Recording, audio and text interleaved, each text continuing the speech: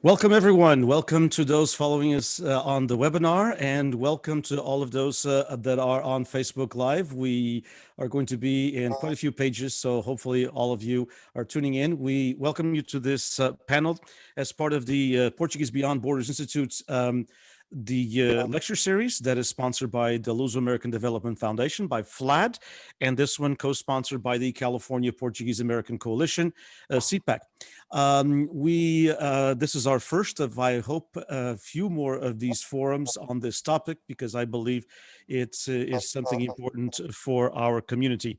I'd like to, of course, welcome each and every one of you that's following us, whether here in the webinar or on Facebook Live. I would like to welcome all the panelists, and they'll introduce themselves in just a little bit.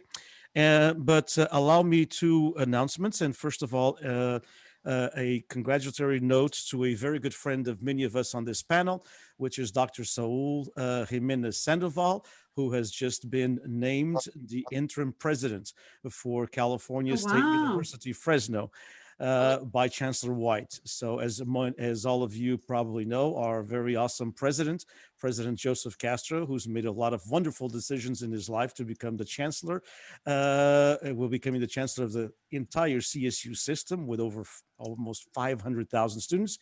And one of the best decisions in his life was marrying Mary Borges Castro, who is Portuguese. And so he is indeed our Portuguese connection, and so is First Lady Mary Castro. And so today we got the news. Congratulations to our good friend, Dr. Saul Jimenez Sandoval, who I met many moons ago. Him and I were both much younger. He was a graduate student doing actually the beginning of his PhD at University of California, Irvine, under the direction of a good friend of mine, Professor Ana Paula Ferreira, who is now in Minnesota, of all places. We always say of all places. But anyway, he was a graduate student at that time, and now he's a interim president of Fresno State. Unbelievable. And so congratulations to Dr. Saul Jimenez Sandoval, a very good friend of a lot of us here. We are going to start this with a brief introduction by each and every one of these ladies. I should say just a little bit out of total transparency that three of the ladies on here are board members of the California Portuguese-American Coalition. And that is done on purpose because we wanted, as the coalition is a sponsor of this event, we wanted them on there. And we have it's a 10-member panel directory. We have 3 women, but we're going to change that probably as of tomorrow morning. We're going to be a little bit more.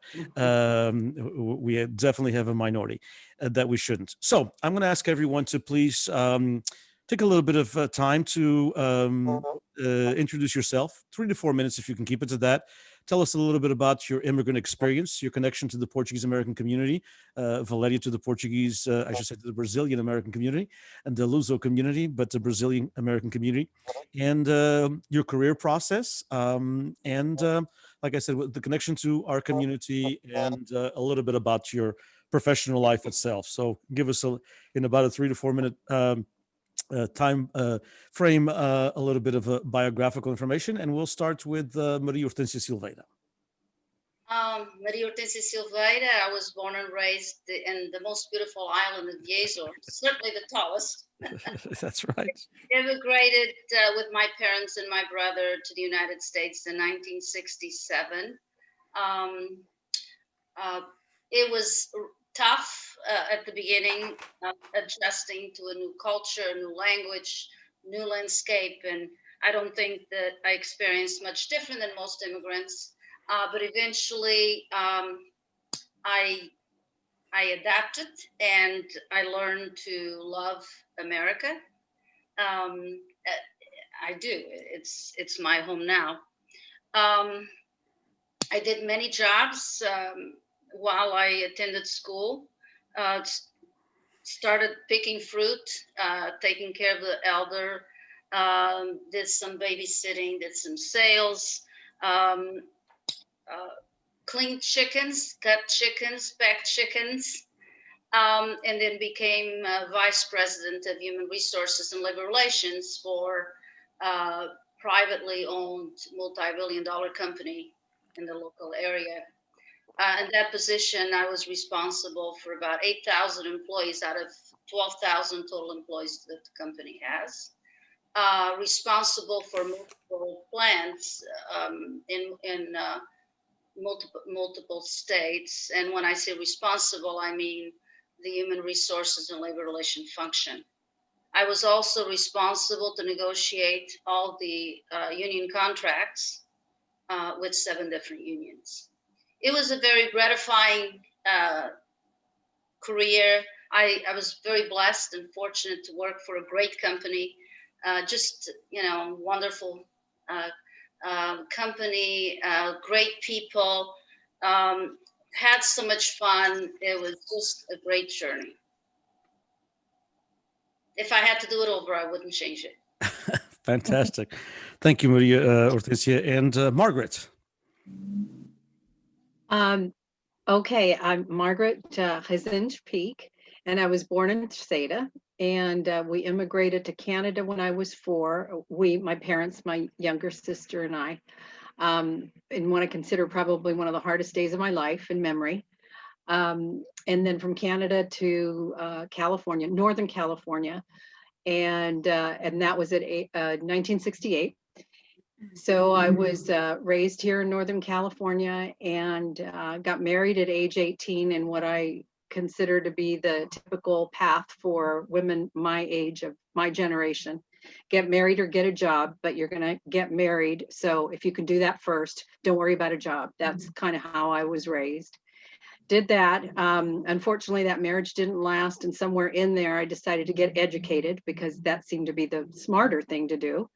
So I got a degree in social work. I have a master's degree in social work and went to work for Placer County Health and Human Services. I did that through my entire career, which meant dealing with people with mental illness, people that abuse drugs, the typical social worker job, and then retired early. And now I'm dabbling in the Portuguese community, which I sorely missed for the 20 plus years of my career as a social worker in Placer County. So, and now what I hope to do is to help our community using the skills that I acquired as a social worker. And I'm not saying that I would change a thing, but I'm glad to be here finally. So that's pretty much in a nutshell. We're certainly glad to have you. Marie Kelly, please. Maria Tincourt Kelly Barreiro. I was born in São Jorge, but was raised in Fayal. My dad immigrated there, I would say, when we were all young. And so that's what I was raised. And we came to the United States in 1969 as a family. So my brothers won't have to go to the war. It was hard to adapt because I was going to school there. I was in New Colégio Santo Antônio. But I found a lot of good friends like Duarte Silva and his sister and his mom and dad. And we used to go pick berries after school, and then I went to college. I went to Berkeley. I got a degree in languages. But then in the meantime, I got married. And when Monique was 2.5, I was divorced. And I decided to go back to school and get a degree in accounting. And that's what I have pursued for these last 40 years, 40 plus. I worked at NASCO West. I worked at Kemper CPA. And then in 1996, I decided to go in business for myself. And that's where I've been. I'm very satisfied. It's been a good career. I've helped a lot of Portuguese people, not just with tax questions, but everybody calls my office for everything, no matter what. Even today, I had a lady here that is being sued in small claims, and she came to ask my opinion. If we don't answer the phone, if the computers are down, they call KLBS and ask if everything is okay at our office. So that's how involved we are in the Portuguese community. I have a department right now just for to help people to get their citizenship, to get procurações, to help with anything that they need there in Portugal or the Azores. So it's been a very gratifying career for myself. I want to retire, but right now I'm helping Monique, which I could have killed her when I found out that she has a PhD in history and didn't want to teach anymore, wanted to come into the business. But now I'm very glad that she did because, I have someone to leave my business to, someone that would follow in my footsteps. And that's what I'm looking for. And that's my journey. I also been involved in a lot of Portuguese communities around here in all festas and fraternal organizations, and my whole life has been, Portuguese communities. Fantastic. Thank you, Ms. Kelly. And Alcidia. So I'm Alcidia Freitas Gomes. I immigrated here from Flores. I was 2.5. I'm an only child. And so my father worked on a dairy. That's very common, right? And so I grew up on the dairy and helping my dad. It was always assumed that I would go to college. And so I went to Fresno State and got a degree in agricultural business. I went to work for the California Holstein Association. And from there, after about 7 years, I then got a job with Fresno State. I've been there over 25 years. Boy, I think I started when I was 12. And I'm the executive director of the Ag One Foundation, which is a separate 501c3 that focuses on raising money solely for the College of Agriculture. So I was involved in the Portuguese community growing up. It's where my parents went to communicate and visit with family and friends and kind of, keep their connections to the Portuguese community. But at the time, while I was involved, I wasn't involved. But then when I started working at Fresno State, I went back to the Azores one summer on vacation and met my husband. And had you told me that, growing up, that would have been my path, I would have said, I wouldn't have expected that. And so my Portuguese certainly got a heck of a lot better after getting married because we talk Portuguese at home. And then the addition of the relationship with the University of the Azores through Fresno State, the Portuguese Beyond Borders Institute, has really been gratifying to see that connection from, the land that your parents left to pursue a better life here in America. And now the opportunities that exist there for the students there and for our students to go back as well. So we continue to be engaged with the Portuguese community. A number of years ago, we started a barbecue here in Fresno called Amigos das Flores. We get about, I know you guys are thinking, wait, there's 10 people that come. No, it's a few more than that. We get about 100, 120, and they've come from all over, including back east. So it's been really rewarding to keep, your feet in both countries. Indeed. Wonderful story. Thank you, Alcidia. And next young lady who I met when I was just actually before teaching, Linette DaRosa. Boa tarde, boa noite. Boa noite already, yes, I think. I'm Linette DaRosa. Actually, I was born in San Diego. I'm a native San Diegan, but my family is from Pico, from Santa Cruz, from Ribeiras. And so I was very fortunate that when I was growing up, about every 4 years, my family would take us back to know our home and our family there. So I feel very connected to Ribeiras. So growing up here, I was fortunate that my father was the baby of 11. So all my uncles and aunts and cousins were much older, and they had already kind of carved the way. You know, if my cousins, the closest to me were my twin cousins, if they went to Catholic high school, I went to Catholic high school. If they took tennis lessons, I took tennis lessons. If they took piano, I took piano. And anyway, I was fortunate in that way, and that our family really believed in education. So I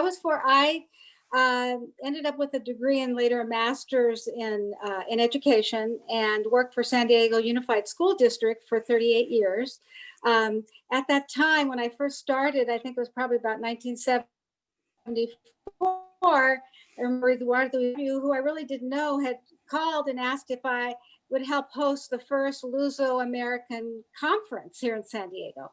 And I was just a beginning teacher, but we pulled it off. I had a lot of help also. I want to make a shout out to the Artesia teachers, because I was teaching in a Portuguese bilingual program, and they were really the trailblazers for that. So I learned a lot from them and others, because once we started the conference, we were able to network. Denise and so many, Elmano, Duarte, and all those people, we've known each other for years because of those conferences, which were really supportive to teachers. Then after that, I worked in the second language department in race and human relations, which is something that really is needed now. I worked in that department, and then I became an administrator, and I retired as a school principal. After that, I always loved my culture. I was part of the Portuguese-American dancers, and made sure my own children were in the Portuguese-American dancers. But then probably once I retired 10 years ago, we were approached about looking if we could offer Portuguese at the high school.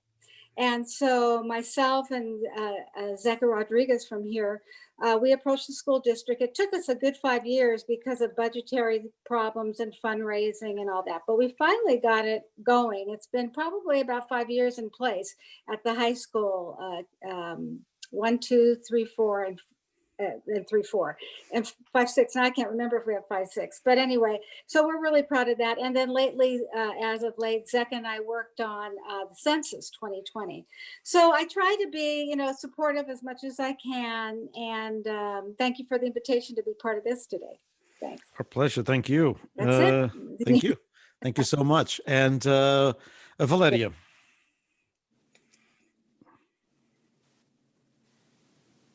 Okay. Hi, I'm Valeria Sasser.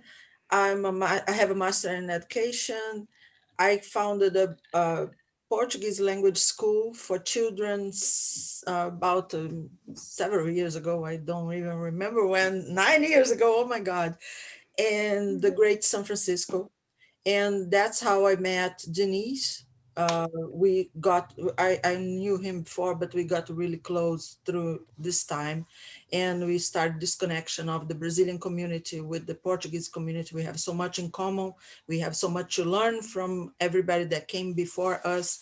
Our community is a bit younger, immigrants. We didn't immigrate that long ago, but we have the energy, you have the organization, we can collaborate great. So I'm part of the CPAC as talking about the Brazilian community. So I represent the Brazilian community. I work with this community for 13 years. And before that, I used to work for the Brazilian consulate as well. So I know the community from that side of the counter and the other side of the counter.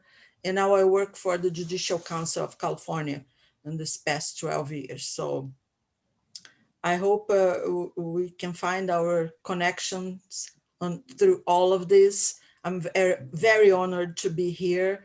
And that's it. I hope to add to our conversation. I'm sure you will. Thank you, Valeria. And last but certainly not least, Madam President of PALCUS, the Portuguese-American Leadership Council of the United States, who yesterday told a panel, a meeting of another organization, that they do a lot more work at PALCUS because it's mostly women. And so it fits in with this theme right here today. So very good friend and a dear person who does so much for the Portuguese-American community. Angela. Hi, Denise. Thanks for the invitation. It's good to be here again. I think the series that you have going here is really, I don't want to say revolutionary, but it's pushing the boundaries for sure. And I think it's conversations that need to be had. So I'm honored to be here. Linette, I was thinking that I was going to be the only non-immigrant on this panel. So I'm glad that we have another native California born. Yeah. I am actually third generation California born. My great grandparents on both my mother and my father's side all immigrated in around 1900, 1910. And from the Terceira on my dad's side and from the mainland on my mom's side. And I've been involved in the Portuguese community since the day I was born. I mean, my cousins and I were on floats dressed as angels before we could walk. We were queens, we were ayahs, we were carrying the rosary, we were doing everything. Was involved in Luso, state youth president. And then I took a little bit of a break when I went to college. I went to college in San Francisco at the University of San Francisco. But then got sucked right back in because my first job after college was at Palcus in Washington, D.C.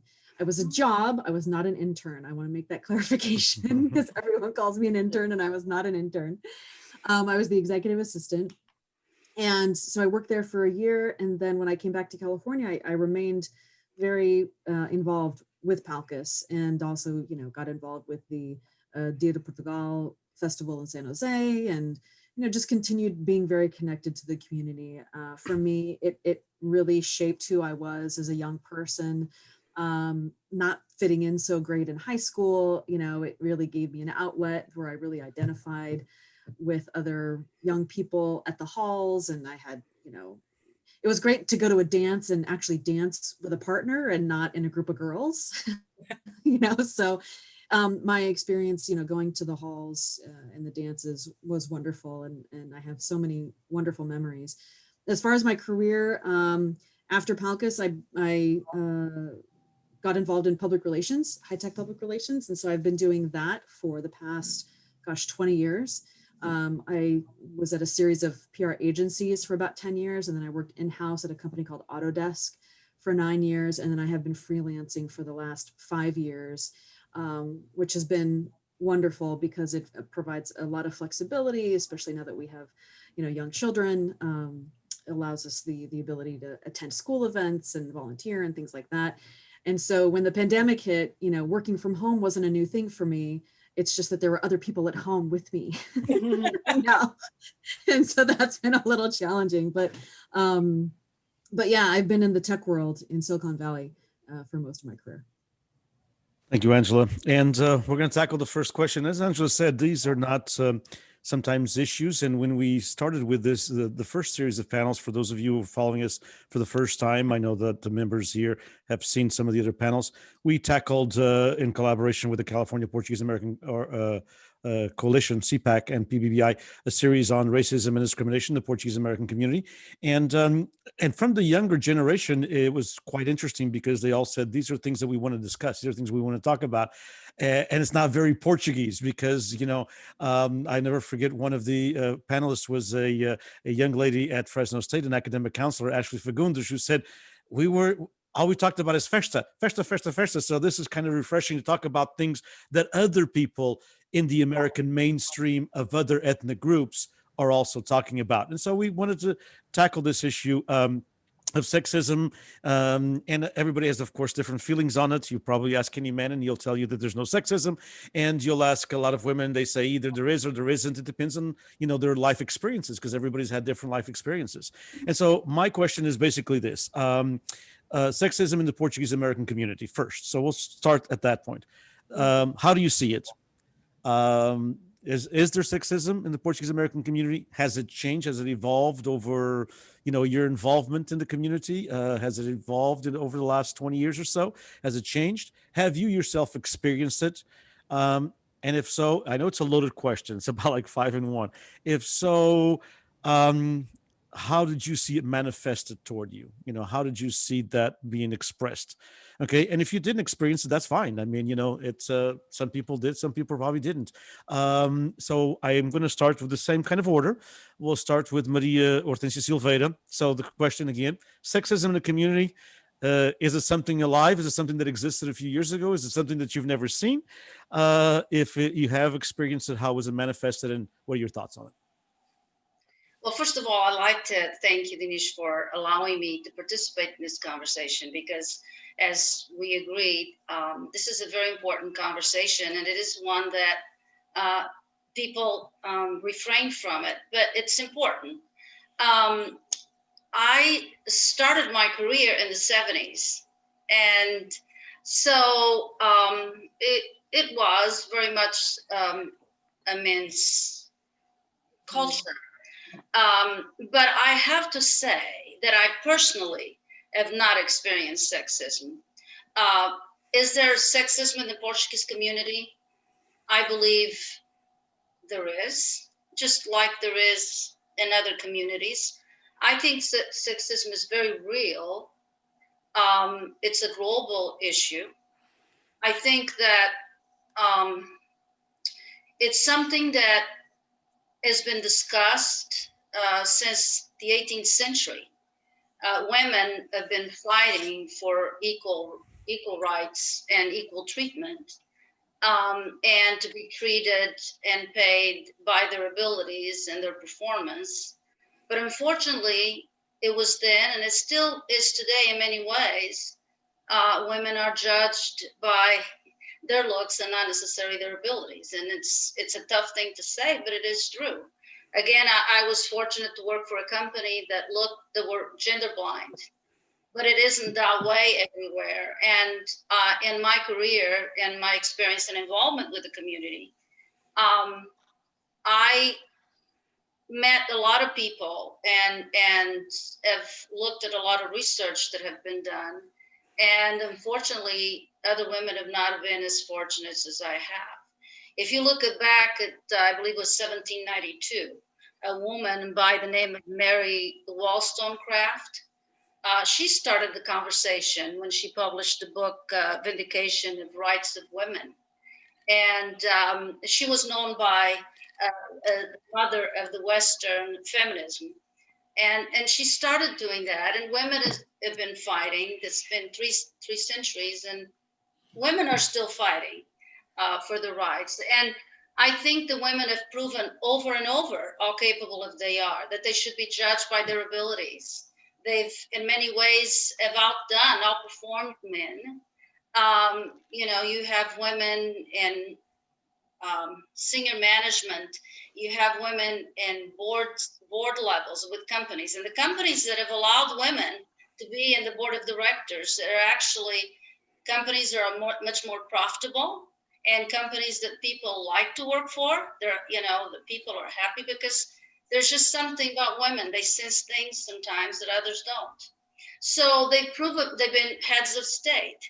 So they've proven that they're capable, but I think that we, as a society, and I'm not going to just limit to the Portuguese community, I think we tend to still look at women and judge them by their looks rather than judge them by what they have inside their heads and their hearts. So I think women are very capable, and I think that we owe the girls and the women, we owe them to be given the opportunity to have this conversation so that they are treated equally as men. Not just but the pay. If you look at statistics, women account for 44% of the workforce, but yet they only participate in about 12% of the high-paying positions. And so I think that I'm glad that we're talking about this, but let's not forget, women are very, very competent, and they proved over and over again how competent they are and that they can do it. You just have to give them an opportunity and treat them as a person and not as a woman. Those are some tough issues that after all these years we're still tackling with. Indeed, sometimes when you look at more of it's from a male chauvinistic aspect, it's how she looks or how she acts, versus the quality of the work. Margaret, the same question, and of course in your line of work that you did for so many years, how do you see it? Yeah, you were, like you said, for 20 years away from the Portuguese American community. So how did you see it in your own line of work, and how do you see it and from your childhood in the Portuguese American community? I want to, excuse me, in my own life, right from the start, there was the cloud of sexism that I didn't know that's what it was. And that was in talking about what was an option for me. As I said, the recording was get married. That's the goal, so that someone else could be the boss of you. And if you got a job, and this was my mom, God love her, she would say, and if you got a job, it's going to be in a bank, so that you can, just work there for a while and then get out when you get married. So that's kind of like the goal that I had. Education was not on the table at all, and education is the key. Education or training. I don't want to discount that you can be trained in a profession without a degree and have value. So education and training, and that was never discussed for me. Then the profession that I went into, social work, is a woman's profession. It's one where in college if you're a man, you get points to get into a program that women don't get to count towards a placing in the program. So in social work, it's what I've seen over and over again is that there's a devaluation of certain professions, teachers, nurses, social workers, because they're women-centered professions. So that's what I faced in my career, regardless of whether it was in the Portuguese community or not. It's this idea that as women, even if we're in the workplace, for the most part, we still have our place within the workplace based on our profession and how far we can get in that. So I believe that sexism, whether we see it in our professions or in our community, I believe that it still is everywhere. We're not as aware of it as we used to be, because we have made strides. And what I'm seeing now in the Portuguese community, which really hurts my heart, is that there is sexism, and especially with those who are not empowered, those that are recent immigrants, those that are here and maybe they don't intend on staying, and the difference between how women are treated versus men in that situation is tough to watch. So I don't know what else to say. No, I'm a strong issue we need tackling, even though absolutely I agree, we have made great strides. Absolutely. some great points. And Marie Kelly. Okay. My experience is a little different. In my work, I never felt that way. But in the Portuguese organizations, yes. I was the first woman treasurer for MPPA, and the old man didn't want to believe me, she doesn't know what she's doing, that report isn't right, even though the guy that did it was like chicken scratch on a little paper. But my formal, very professional reports, that wasn't it, Then when I became the first woman president, well, certain people want to tell, oh, you don't ask your husband. I said, no, I'm the president, not him. See, they expected me. I wasn't raised that way. I came here. I was my parents' ears and eyes and voice. So I've always been very independent, and I didn't like it, but I know that now even the Portuguese American kids that were born here, they have somehow the same attitude. If you're a woman and you're doing the job, they feel like they grill you more than if if you were a man. If you're a man, they don't pay attention. But if you're a woman, they have to know everything. So it's still here. It still exists. And it's not from people that came from there, because those people now are gone. all the people that I used to fight with at the hall, they're gone. But I see it not in other organizations that I'm involved in as much, but in the halls, yes, because I know that there's some women in certain halls in the valley, they're not allowed into the meeting. The men go to the meeting, and the wives or the woman wait outside for them to come out and tell them what they have to do, you know? And so it's really, it's still here, you know, even with the ones that have been here all their lives, they're still that way. And it hasn't been that long since we didn't No. have any women in the Portuguese-American organization. Exactly. Yeah, Exactly. it's not that long. I mean, I No. remember Larry, just the very first woman president was only like 5 years ago. So it's just, and it has not repeated since then. It went back to that. So Yeah, MPPA hasn't had another woman president since you, since me, Wow. and there's not very many halls around here that have had a woman president. I know the Turlock, I've heard this from several members, that they used to get so upset because they're outside waiting for the husbands to come out and tell them what they have to do, you know.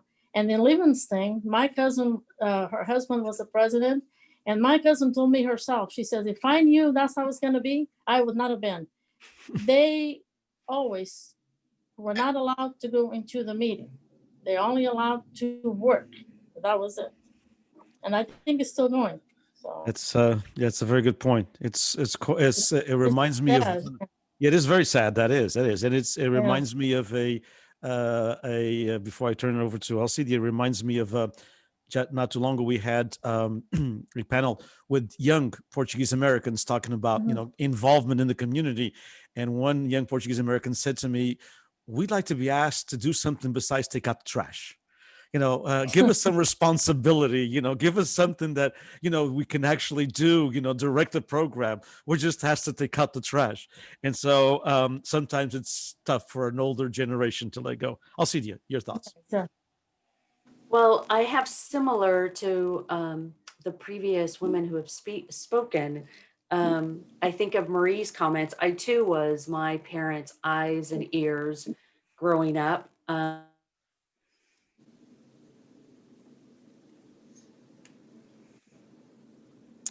think Alcidia froze. Let's see if we can get Alcidia back. Well, we have a little bit of an issue.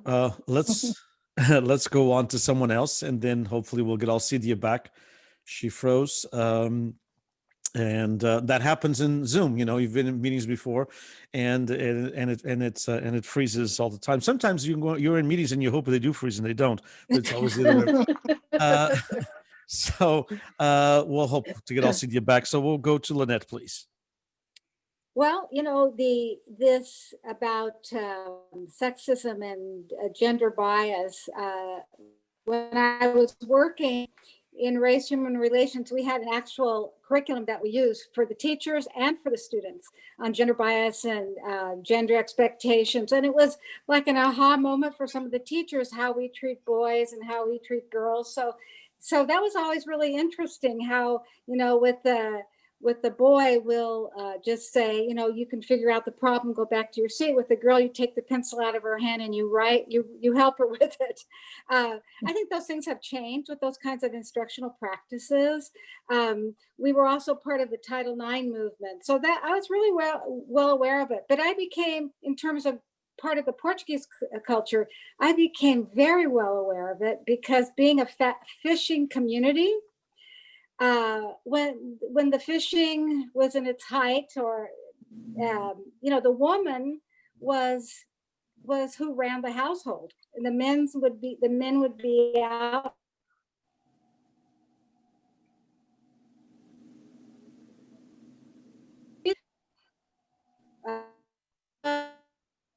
bills, made all the payments, took care of that, of what was needed, maintenance of the house. I mean, she really was the man of the home.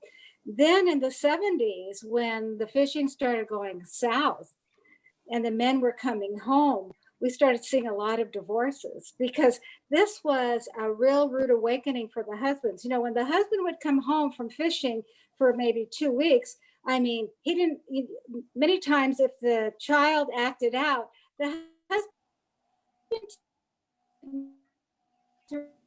because sad and happy because he was only going to be there for 2 weeks.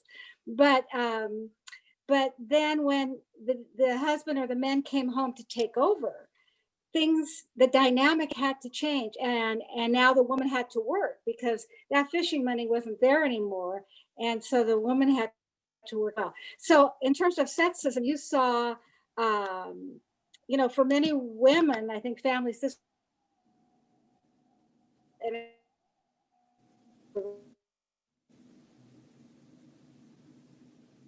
I went to an all-girls school, and it certainly had to do with my being Portuguese and what the expectation was for the Portuguese women or girls at the high school. And I remember the Sister Cecilia Mary telling me, and so she goes, you know, I was telling her as applying going to college, try. I'm shocked she said that. All my cousins had gone and everything. But I don't know, at the time that wasn't, they just figured you'd marry a fisherman, not why bother.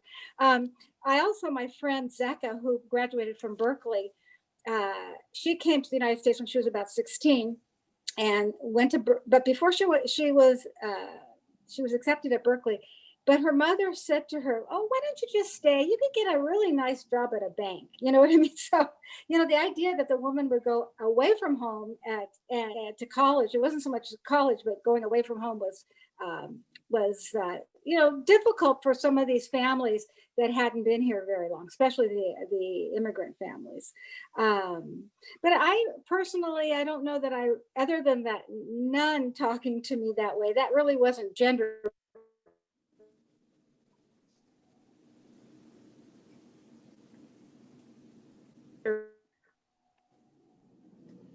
active. Parents rich that, so as I mean, and so I was lucky in that respect. That's it. And are you there, Denise?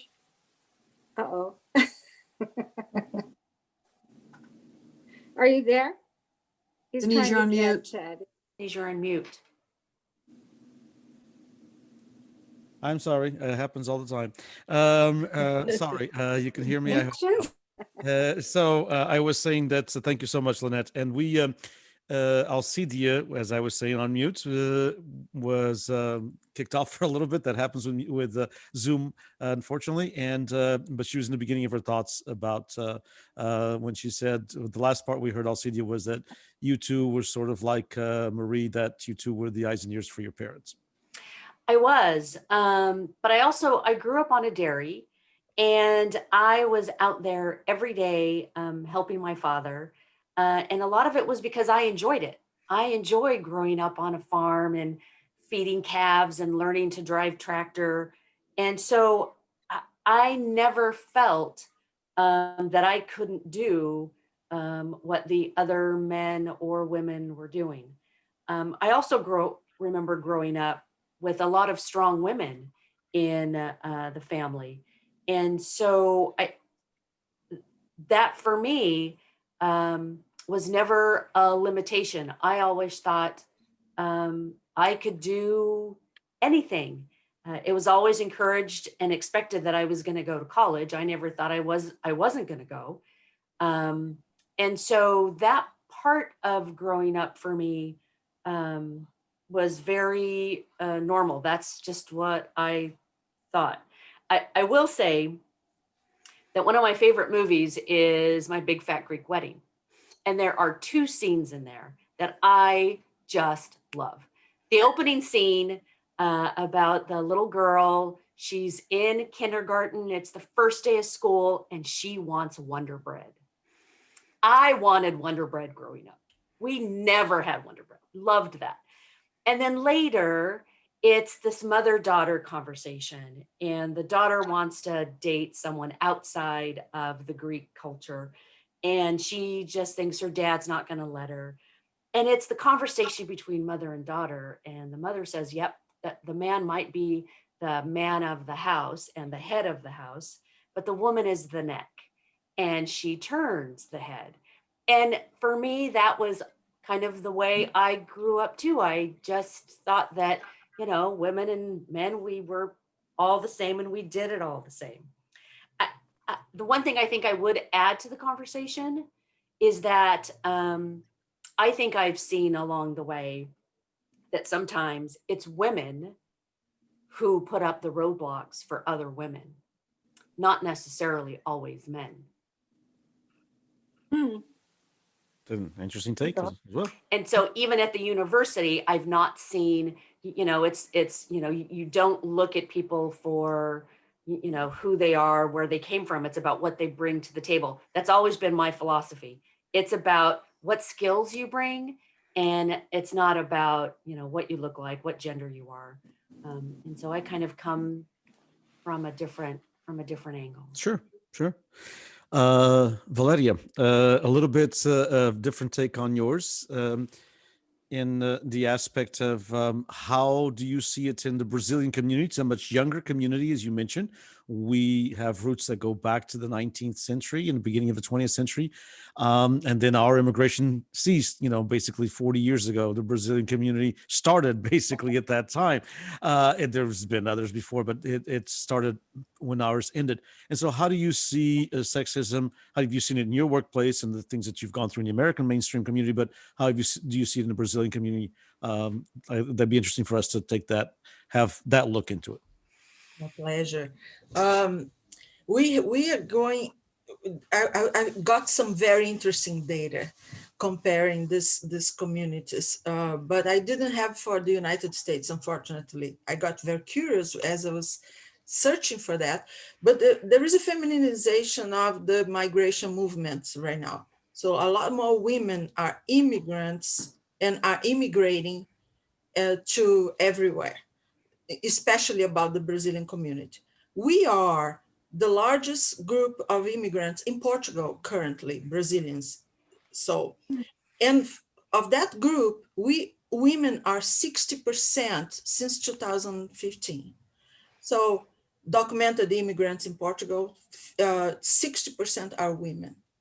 And, but we are a country, a younger country, and with a very strong masculinity and now a toxic masculinity going on there. Since the election of the current administration in that country and all that hard way, a lot more women have been killed in Brazil and the whole thing, and the domestic violence is over the top. And so they transport this type of ideas to when they immigrate. So I've seen my community lots of toxic masculinity, and how the migrants, and they manifest that in all the relationships the way they do in Brazil. About women, their work women are not supposed to do, and they are very vocal about that. And they are also very vocal how we should look, how women should look. We are immigrants. We are doing a whole different type of things. Most women, lots of women in my community cannot work in their field, whatever they have a degree in Brazil or somewhere else. And they immigrate and they have to abandon that, first of all. And they also have to obey all the rules that were from that country there. They do work in the niches like, I forgot who said before, but it was Margaret. They work in niches that are feminine and they're supposed to be. They clean houses, they are caregivers, they're babysitters, they do all this type of work they're supposed to be doing as an immigrant, undocumented or undocumented. If you're documented, the whole thing is different, right? Because you can apply whatever degree you had and try to be mainstream if so. But it is a big deal in the community right now. And we see these immigrants with this type of masculinity and sexism. and it's all mixed up. It's misogyny and sexism and racism and all together going on, much more inside the community itself than it is from the Americans or the communities toward us. And they reproduce that. They raise their kids with this type of idea. Men don't cry, and you're supposed to be doing that. Are you going to do this type of job to the girls, and so on? You don't dress like that, and all this type of things. Mix that the women tend to internalize this sexism, this misogyny, and behave like that. And it is very sad because we see so. I have seen people that were, born entrepreneur, born business persons, full of ideas, and submit itself to be in a secondary, in a submissive position and doing work that is not doing that. Why? And I try to ask why. Oh, that's how it should be. Oh, my husband thinks like that. And the whole group in the way in which they belong, the church, the parties they go to, the festas, all of that have this same type of idea. So I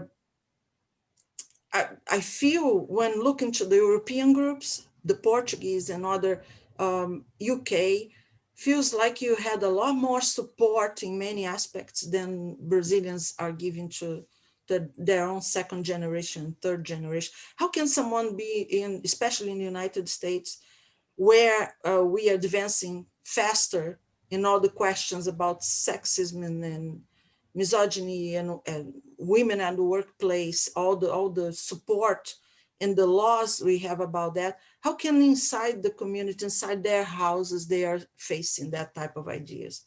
It's a contradiction. How can a young lady, because I am first generation, we have tons of first generation and putting out second generation now. So how can these young girls be with this double worlds, the American world from school and what they hear in the community, in the house? So that's where we are now.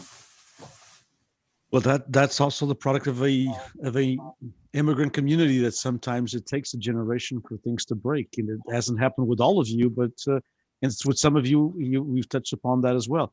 Angela, in your case, of course, third generation, so born and raised in the American community, with the mom also very involved as well. And so, how do you look at sexism in the Portuguese-American community? You've been involved in many organizations, from Palcas to everything else, and so, have you encountered it? Have you? Do we still want the girls to be pretty queens and that's it, or do we want them also in the boardroom, or do we want them outside, like Mrs. Kelly said, like Marie said, waiting for their husbands to finish a meeting? That should not happen anywhere in the world.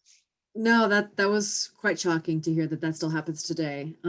So Denise, I have to say, when you invited me to be on this panel, I really had started to think back to when I was a kid, and through, as I was growing up, what were my experiences, and did I ever feel like I was treated differently because I was a girl or anything like that? And I feel like there's the extremes of both, right? So I think, and there's also a lot of factors at play, at least with my particular situation. I'm third generation. I live in a city, right? Sacramento. Yes, there are rural parts to Sacramento, but it's a city. And then I went to San Francisco, and have continued to live in a city environment, right? But I will say that, when looking back at going to the halls, even helping to set up and help, the women ran the hall, right? So women were in charge. If you wanted to do anything, you had to go ask the ladies in the kitchen if it was okay. And if you wanted to do something in the hall decoratively, go ask the ladies in charge, because they're the ones in charge. So from my perspective, women were always in charge. Now, and I hate to say it, but it was almost like we kind of let the men think that they were in charge, or that they had an important role, but really they didn't, because without the women, things just wouldn't happen. And again, I don't mean to say that in a men are useless kind of way. I just meant Thanks. I appreciate that very much. But I guess I grew up always feeling like women really are the engine behind things, right? And get things done. And so perhaps that instilled a sense of confidence in me that as a woman, I can get things done and I know how to do things. And, you know, when we would go to the hall, we weren't just running around and playing. Our moms said, go sit at the tables, go sit up to this, go do this. We were put to work, right? Now, when I think about at home, you know, it's not lost on me that I was ironing handkerchiefs and underwear while my brothers were not. Okay. So from the home perspective, yes, there was a little difference. And there's always a story that I think is funny to tell. I'll make it short.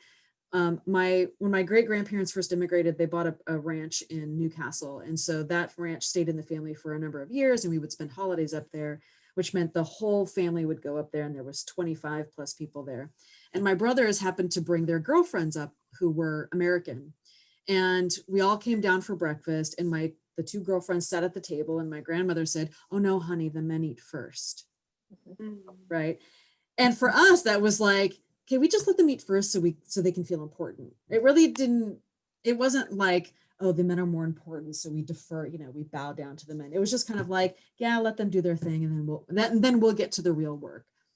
You know, when I think about the organizations I've been involved with, you know, I remember in Luso, I think the first woman president, her name was Rosie, and I can't remember her last name. Rosie Silvera here from Tulare, Yes. an icon. Yes. Yes. Yes. And so I remember I think I may have been 12 or 13 when that happened. And everybody made such a big deal that she was the first woman president of the Fraternal Federation. And I remember thinking, okay, that's pretty cool. But why is that such a big deal? You know, for me, the meaning was sort of lost because I thought, well, why can't women be president? And so, you know, before I go any further, I feel like my experience is a result of all the women that came before me that forged those paths and fought those fights, right? So I want to pay homage to the women that came before me and, you know, paved the way for people like me who feel like I don't really feel sexism because, you know, it's come such a long way. I will say when I came back from college to visit the community, you know, it was the Mashidi Kadish that said, "Oh, do you have a boyfriend?" No. "Oh, you poor thing." And so to Alcidia's point about sometimes it's the women that are more prohibitive than the men, right? It wasn't, "Oh, you're in college. That's wonderful. How is it going? What are you studying? What have you been doing?" It was, "Do you have a boyfriend?" You know, and so that was the important thing. And again, it was the women. The guys could care less. Yeah, they were like, "Hey, what's going on? Hey, good to see you again," whatever. It was the women that were so concerned with my personal life. And so I think that's a good lesson for us to take from this panel, that we really need to be more conscious as women for supporting young girls and supporting other women in the community, right? So when I think about my daughter, you know, I've already put in her head, what's the business you're going to start? What's the thing that you're going to do? You know, because it's not, you know, and I remember my mom saying that when she went to college, most women went to college to get their MRS degree, to find a husband, right? And for me, much like Alcidia, it was always an expectation that I would go to college. That was never a question. So unfortunately, you know, Margaret, I can't identify with you, and I feel bad that education was not something that was really pushed with you, because for me it was like, yes, even though I was ironing handkerchiefs and underwear and tablecloths and things like that and made to do housework, I was also expected that I would go to college and that I would make something of myself. And my mom always made it clear to me, you will support yourself. You will be in a position where you will support yourself. Yes, if you find a husband, make sure you wear makeup and look nice, and, you know, because you have to keep him. Right. At the same time, if you don't find a husband, you'll be able to live on your own and support yourself. That was always very much stressed. And so it's funny because I grew up in this, I don't even know what the word is, paradox of, yes, there's certain roles that a woman plays. You should wear makeup. You should look nice. You need to know how to cook. But you should also have a career, go to college, and know how to support yourself and be independent. You know, there was the both, right? And maybe that's where I really got the courage and the confidence to forge the path that I did. And then, being in the tech world, I will say I know more women who are the major breadwinners of their families than not. So in historically, and maybe whether this is the Portuguese community or just generally, the man was always the breadwinner. I probably know more women who earn more than their husbands than the opposite. And not to say that that's, a good thing or a bad thing. I'm just saying that's kind of the reality that I'm in right now, which again, just reinforces if it's a guy or a girl, doesn't really matter. Let's put in equal effort. We're both partners in this. We're both going to be raising the kids. We're both taking care of the house. We're both, both of us have a role. It's not like you go to work and I'm home doing everything. We both have a very equal role. And so yes, the mindset and the expectation, I think, has changed dramatically, at least with my generation or my personal experience. But again, it could be where I live. They're in the Bay Area, which tends to be a little bit of a bubble, separate from the rest of the world. But I do think that it has changed. I will say that if I went to this meeting in Turlock and they said, oh no, you can't come in because you're a woman, I would, well, then you can forget about any help that I'm going to give you. I mean, it wouldn't even be an option for me, because I would just say, well, if I'm not good enough to attend your meeting, then I'm not good enough for anything. Yeah. For you, right? So, I mean, you choose. You want me there or you don't. So, and again, where I live, the industry I've been in, a lot of these factors happen. And so, but I do think it is up to us as parents and influencers, if you know young girls in your life, to communicate these messages to them and not assume that others are, right? If you're an aunt, if you're a friend, if you're don't assume that the parents or other people or grandparents are communicating these messages. And not that you're trying to undo or say that the parents are wrong, but there's always an opportunity to communicate to young girls in our community that you are worth it. You can do whatever the heck you want. If you need help, ask me. There's a billion resources for you. Don't ever think that you're not able.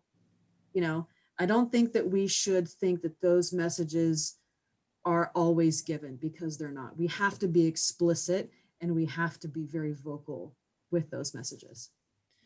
Yes, Angela, what you said was very interesting, living in a paradoxical world and expected to do this and that at the same time, and you combine them, gives me hope for the girls in the community. Yeah, you got me the answers I was looking for. Thank you. Yeah. I mean, just a small, very micro example. I remember in my college days when I decided I'm not going to get up an hour and a half early to do my hair and makeup. I'm just going to go to class without makeup, and it's not going to matter to me anymore. And my mom really is not happy about that. But eventually she got over it, because you become your own person. You think, listen, that doesn't define me as a woman. It doesn't, whether or not I've done my makeup for the day. She's of the generation where, hey, if you're going to go to the corner store or go to the grocery store, you better do your makeup. Yeah, okay, because you always will see someone I get that. That's right. Yes. Believe me. Yes. I get that. And not that I'm going to go to the grocery store in my pajamas, but I don't have to do my makeup everywhere I go. So it's one of those things. If you go there, you always see someone and you're not prepared. Right, exactly. Yes. And then the Mashigiri Caterers, oh, did you see her? No. She looked terrible. She must be sick. Oh my new Deus. Yeah, so. Well, and it still happens today. I went to the grocery store here Saturday, and I had a young lady close to my age, or actually my age, a young lady my age, leave. And when she saw me, I said hello to her. And she kind of turned her face. I said, well, I wonder what I did to her, I mean, but Portuguese people do that to me once in a while, because I'll say something they don't like. And so then she finally, she kind of almost bumped into me, and she said, oh my God, I didn't get dressed. I said, well, you're dressed and you're not, and I said, I'd come over here. I wouldn't see anybody. Can you give face? You can use wash. Oh my God. I can't, I mean, it's okay. It's okay. Oh, no. you know, That happened to me I just before. can't, you know, you You just were, came you to were get some gonna write a, onions. Yeah, you were I'm gonna not, write an editorial about how I'm not going wonderful to write she an is. editorial about, you know, so whatever. When we, as we move forward to the next one, and we've done about an hour, and I'd like to keep it to about an hour and a half, as you all know, and those who are following us. But when Angela said about, you know, ironing the underwear and the hankies, you know, it's just let me permit me about a minute and a half to tell you this story of a good friend of mine, very good friend of mine, who Alcidia knows well from the island of Florida. She was a writer. I won't say her name, but when she tells me, she told us in public, actually, this lovely story that when she got married, her husband loved, you know, to have all the shirts all ironed, you know, with all the proper starches and all that kind of stuff. So the next day she gets up in the morning and she said, you know, I'm just decided I'm going to do this for her. This is like day after they got married. So she gets up, you know, they were going someplace for lunch, and she, you know, irons, you know, whatever, you know, she sits there, she's ironing his, and this lady's very feminist. And so, but she's ironing everything, you know, for him and everything else. And she, you know, she's so proud. She hangs up the shirt and he looks at it and he says, my mom and my sister used to do it this way and that way. And she said, oh, really? Well, then your mother and your sister are going to iron the shirt. She said, I've been married to him for now, at that time, 31 years. I've never ironed another shirt in my life. So sometimes that's what you have to do. That's a good one. Because, you know, but you have to kind of know this person.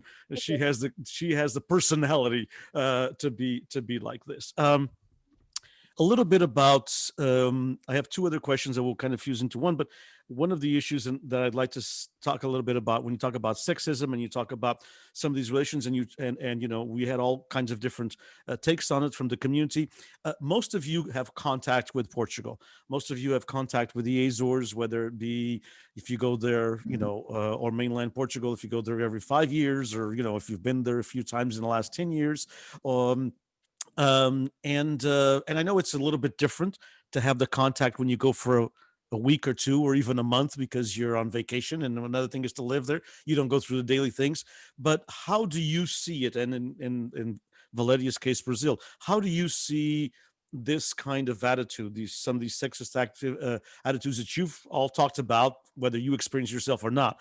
Have you seen this in Portugal? Have you seen this change? Because, and the reason I'm putting this in context is, or let me put it in context, Portugal has traditionally been, and the islands of the Azores, a very macho, a very sexist society. I mean, that's just the way it has been for a very, very long time. I would like to think, and obviously the Portuguese will tell you today, that it's changed immensely. But by the same token, what some of you, like Alcidia was saying, you know, as an immigrant, and even Marie and Maria Silveira and everything, you're kind of an elite. Let me put it this way, and not to put anybody that's watching us down. You're kind of an elite in the aspect that you had some parents who wanted you to go to school and wanted you to, whether you're a man or a woman. Of our generation, I know. I mean, I went to school later on because I was expected to milk cows. Okay, so it's not just the women. Like, you know, there was an expectancy also in men. I mean, you know, there's many men of my generation that would have liked to gone to college, even those who are now in agriculture, who would have liked to go to college to get an agricultural degree because that's what they liked, but they weren't able to because it was just not something. Going to college, whether you're a man or woman of our generation, those of you who are around my age, it was, you had some very special parents, and kudos to you for that. And it's a little bit different with Angela because, of course, she's younger, and also her mom was already born here, had gone to college. You know, it's a different situation. But those of you who are immigrants, kudos to your parents. But let me start with Maria Hortensia. So, Maria Hortensia, when you go there, do you still see some of the old ways, or have you seen some different things? You go there every year. I go every year, and I'm happy to answer that. But I'd like to touch on something that Marie Kelly said that I think is very interesting, and about the organizations and the women waiting outside. I look at the Portuguese organizations and the men, and the last few years you have some women that have been presidents, but mostly are men.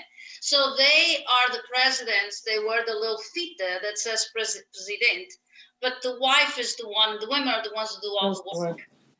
And so that's still very much what happens. And then the other thing that is very real, and it's an example of what happens a lot in the Portuguese community and the organizations, We started the House of the Azores. It was inaugurated in 1978. I was the first, one of the founders, first vice president, and the second president. So I go to the House of the Azores in Helmar, and they have pictures of all the presidents on the wall, and I'm still the only woman that the picture is there. So I think that's an example. I think that says a lot about our organization still where we are.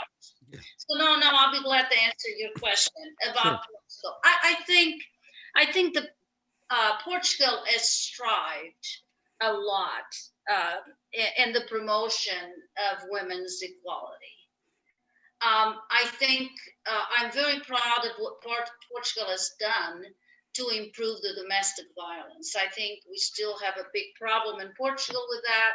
I don't know that we have it more than other countries, but maybe I know it's a problem. And I think that I'm very proud of what they've done, but I know that there's still a lot of work to be done.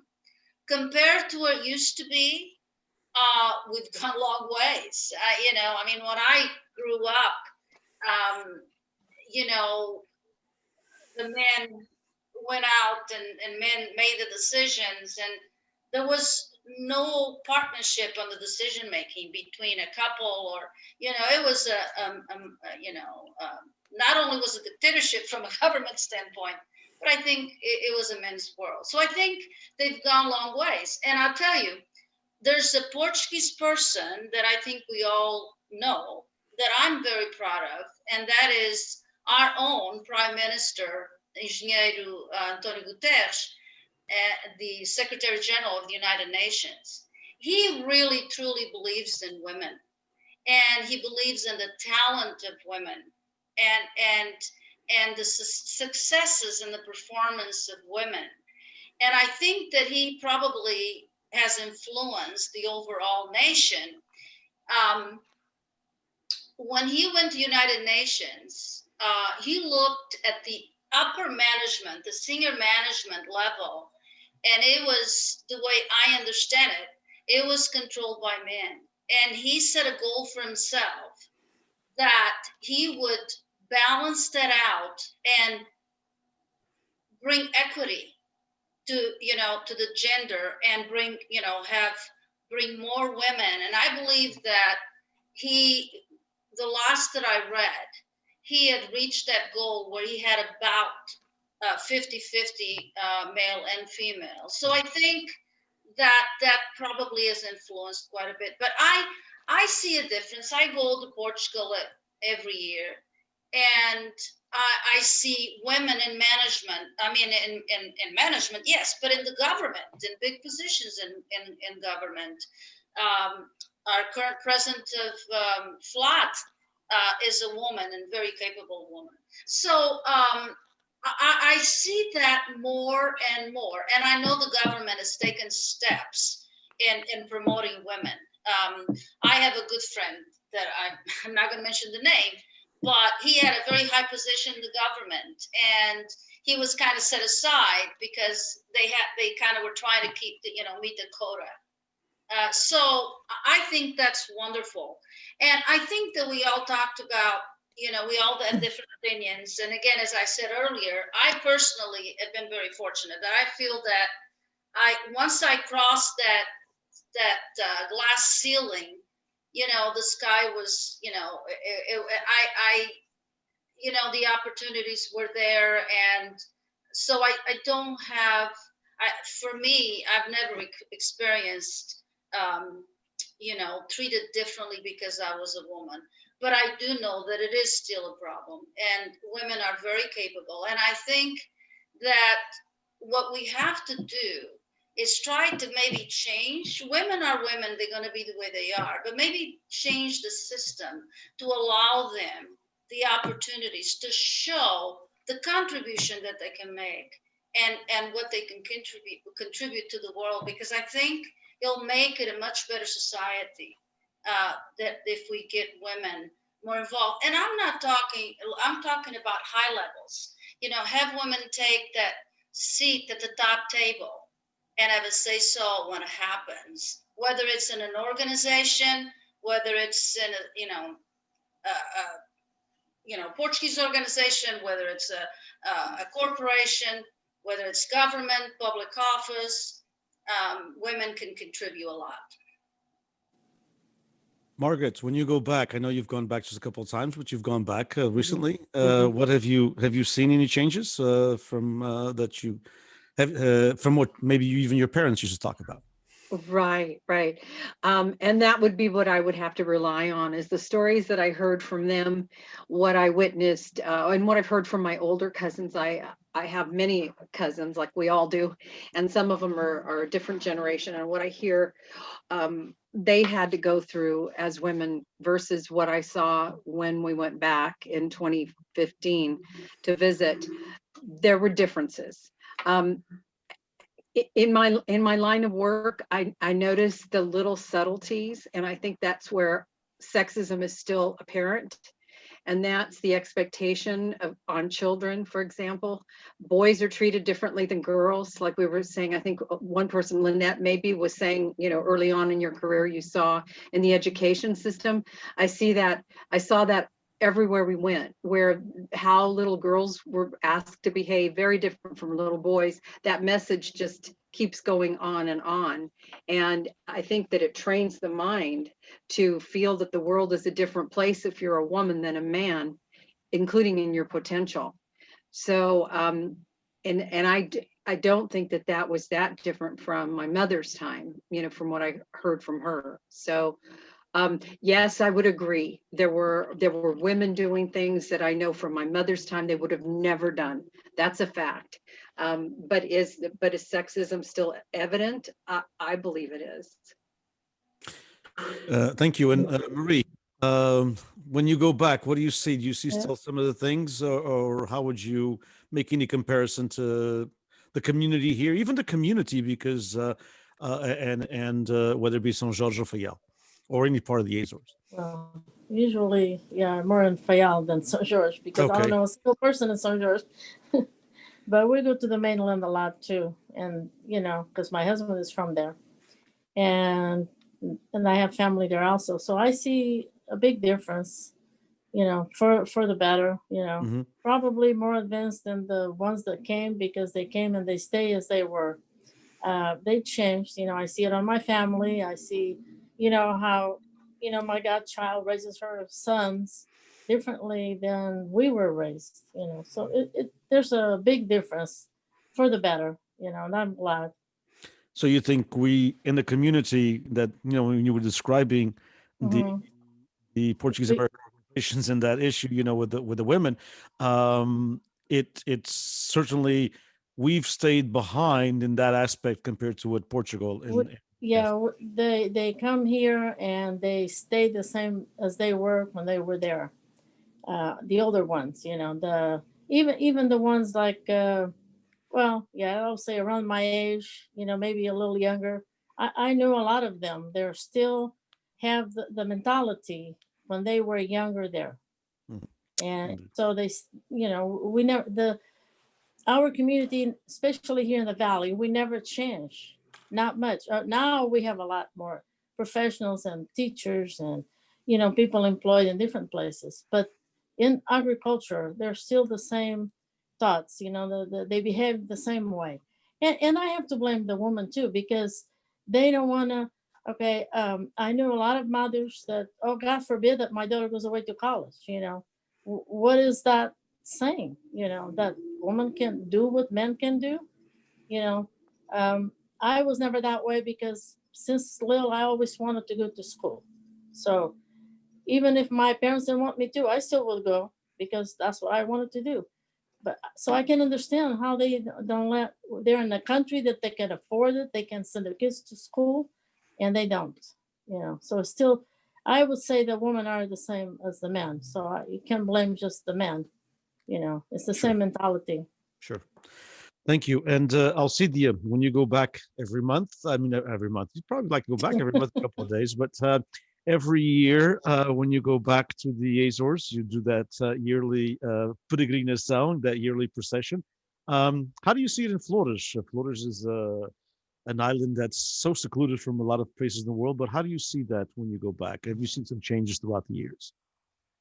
Well, so I have, and I'm going to answer it through the lens again of education. You know, for me, especially, let's see, we've had this relationship with the University of the Azores now for what, maybe, Denise, we've been partners in crime for what, 5 years, 6 About years? almost 6 years, yeah. Okay. And, you know, every year that we'd go back, and I've been going back since I got married, so that's about 20, 25 years ago, you would notice changes towards tourism, right? And so then that gave more opportunities, especially to the younger generation. And that's where I see the biggest difference. So by now having this relationship with the University of the Azores and meeting the students and meeting the faculty, I mean, I don't know if they've got more females or males enrolled at the university, but there are bright women, bright men. The women are as entrepreneurial as the men are. On our island of Flores, and I'm sure it's on all islands, the government gives you some potential funds to do some potential projects that then, you know, are financially feasible for the island. And I've noticed on Flores that it's a pretty good percentage of women who are at the head of that. And so it's really rewarding to see that these women feel empowered. They certainly have the smarts. They certainly have the passion to be trying to find a better path for them, for their families. So it's really been an eye-opener. You know, for the first few years that we would go, I never got exposed to the government and how it worked and the people there, the university. And so it was so eye-opening to see this other side of Aziles, you know, as you grow up knowing them. It was a place that people left to get a better opportunity here in the US. And so to see these things and to see these opportunities and to see these bright women has really been wonderful. Great, thank you. And Linette, I know that you have contact with the islands. You have contact with Portugal. You know both societies pretty well. How do you think that has changed? You know, ever since from the times that you used to go with your mom and dad as a child. Yeah. Well, there's definite changes. I remember my mother would have like a flour sack, and she would send the clothing that we had already outgrown, and she would send it to people. And so it's funny, when I was there, I could see some of my outfits walking around, and people would say, "Oh, a roupa dos Estados Unidos da América tem outro cheiro." It had a different smell. You know, that's what they would think. But, you know, or they would say later, as I was more of a teenager, "Oh, isso é Americanese." You know, that's an American way. I have to say, I fast forward to when I went to Coimbra for the summer, because of the Luso, I was able to get a summer scholarship. And I was just shocked that I really felt an attitude and a prejudice against the Luso students. You could be Luso Franco, Luso Italian, Luso American, but if you were Luso, those teachers were tough on us. I mean, it was palpable. I mean, it was really there. And I didn't quite understand it, but it was there.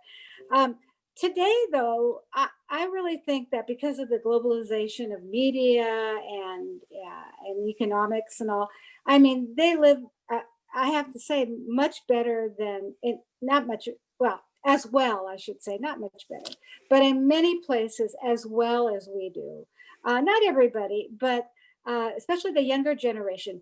Although I have to agree, I think it was with Maria, I think that's her name, the part about the people who are immigrants who still live here, their value system that tradition doesn't really even exist back there anymore. They're stuck in what they came with. And we see that here too, in those belief systems. We see that here too. But I have to say, the younger generation, those who come here younger, there aren't as many as there used to be. They're pretty much, you know, up to speed with what, I mean, that even sounds a little arrogant. I mean, they are very globalized. I mean, I think that there's no problem there necessarily. And that's good. And that's good. And, you know, I look now at when I go as at my age to Peek, I go, you know, I wouldn't mind living here. You know, sometimes that might be a good alternative. But anyway, yeah, there's definitely been a change for the better. Indeed. Thank you. And Valeria, how do you see Brazil in the sexism in Brazil? Is it something you said that the community brings it here, or is it something that they kind of close-minded a little bit more here? Is it still a problem in Brazil, or is it no longer a problem? Yes and no. Okay. Sometimes they are evolving, of course. I come from Niterói, which is very close to Rio. I went to school and worked in Rio several years of my life. I immigrated very old. I was 32 when I came to the United States. So I had a whole life in Brazil before immigrating. And it changed a lot from that time. Yes, the young people and the new generations, and they are a lot more connected to what is going in the world, like Linette said, globalized, global citizens. That's reflecting there too. And sometimes we still see in relationships when I visit friends of my generation and they have their dynamic, we can see the sexism there. No, you don't do that. I do that for you. No, that's not, I don't do this type of thing. And it's odd. And there is also a whole set of values into the social class they are. So I think lots of there is first the urban and the rural communities. That's one thing. And there is the social class to which they belong. So talking about the community, most of these communities in the United States come from more rural areas, not the main capital. And they also come from a lower socioeconomic, lots of them. Now in Florida has a whole different beast of lots of people coming up, very rich and establishing themselves in Florida from Brazil. But they come with all their class status is stratified and what they think women should do. And if you're poor women has to be in certain jobs, serving me mostly, like a maid, like everything else. But and they have a little bit of, because they are the breadwinners and they think they have all powers in the world, they mistreat but this is a whole different group of people. And it's a more recent, a very, very recent phenomenon that's happening in Florida. The rest of the United States, most immigrants, Brazilian immigrants, come from rural areas. They are from a lower social status in which they tend to replicate this type of relationship a lot more. And they do in the community here, as I said. But in Brazil, I go to a very urban, the second largest city in the country. So and that's where I stay most of the time. I went to other areas in Northeast, but I see this scare and the whole thing. Again, with the election of a person for president with very retrograde ideas and oh my God, the guy's an ogre. So this type of relationship and this type of ideas are recrudescing again in Brazil. So people are coming back. Lots of their followers are coming, trying to put women in their place back again. So I think it's if you have a top person stimulating this type of behavior, lots of people will follow much more than if you had a president that he would say, this is not cool to do. So we are in this turmoil. Brazil is not a very straightforward place, but thank God there's still lots of people thinking straight and globalized and aligned with the rest of the world. And hopefully the country will come out of this. Thank you. And Angela, your thoughts on that? When you especially with Palcus, you have a lot of contacts with Portugal, whether it be not just going there, but contacts with Portuguese authorities. Obviously, they should be thinking a little bit different. But what are your thoughts as far as, because actually part of this question is because you and I talked a little bit about this, and you felt that sometimes there was a strong presence of sexism still in Portugal in some aspects. Yes. So I'll just preface it by saying the first time I ever went to Portugal, I was 21 years old. So I have no experience of Portugal as a child. And it was 1998. It was the World Expo. And then, fast forward, my interactions with Portugal are in two phases. One on the business side, because I do have clients in Portugal. And, I'm building a reputation as a PR consultant based in Silicon Valley. And then as, the leader of Palcus. And so dealing with a lot of government dignitaries and folks in that world. When it comes to the business side, it's hard to say if I would be treated differently if I were from a different part of the world, because as soon as you say Silicon Valley, everyone says, "Oh, okay, I want to talk to her." So I don't really know that I would, if I was a guy or a girl. The fact that I'm from Silicon Valley, I think opens doors for me. But when I think about the times that I have actually, felt obvious, oh, I was treated differently because I was a woman. That has been in my role as Palcus chair, interacting with dignitaries, whether it's here in the US when they come visit, or when I have been at a conference or conferences in Portugal, and you're in the line of leaders that are there to present, and the dignitary is coming through the line to say hello and greet everybody. And they, whether I'm at the beginning of the line or at the end of the line, when they get to me, and they move on. And then the next guy, oh, hello, nice to meet you. And I'm left there standing, am I invisible? Like, what happened here? I'm the president of Palcus, and not that I like to flaunt my title, but I have every right to be here as much as the next person. And the other example that I have is that, when I first took over the position of chair, there was a dignitary that, had a question or had an issue, and they went to the previous president of Palcus instead of coming to me. And I thought, okay, I understand you may have a relationship with that person, but if you're going to go to the head of the organization, that is me now. So you can come to me and ask me a question.